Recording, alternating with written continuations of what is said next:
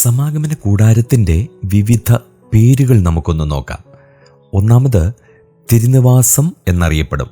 പുറപ്പാട് പുസ്തകം 25:9, 26:6, 12, 18 വാക്യങ്ങൾ. മിഷ്കാൻ എന്ന എബ്രായ പദത്തിന് നിവാസം എന്നാണ് അർത്ഥം.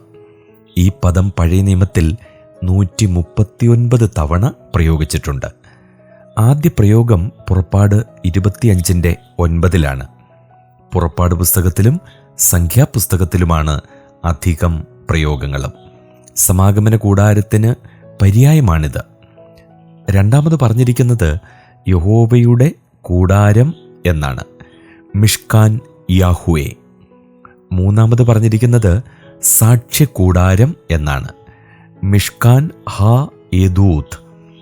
സാക്ഷ്യകൂടാരം എന്ന തിരുനിവാസം പുറപ്പാട് 38:21 അത് വിശദമായി പറഞ്ഞിട്ടുണ്ട്. യഹോവ ഇസ്രായേലുമായി ചെയ്ത ഉടമ്പടിയുടെ വ്യവസ്ഥകൾ അടങ്ങിയ കൽപ്പലകകൾ ഇതിൽ സൂക്ഷിച്ചിരുന്നതുകൊണ്ടാണ് അതിനെ സാക്ഷ്യകൂടാരം എന്ന് വിളിച്ചത്. സംഖ്യാപുസ്തകം 9:15.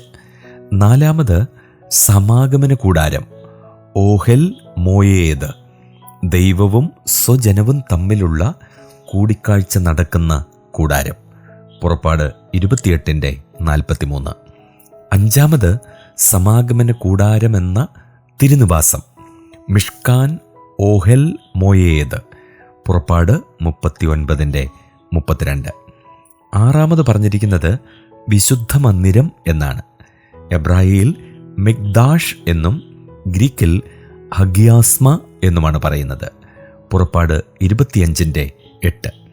ഏഴാമത് പറഞ്ഞിരിക്കുന്നത് യഹോവയുടെ ആലയം എന്നാണ്, ബേത്ത് യാഹുവേ.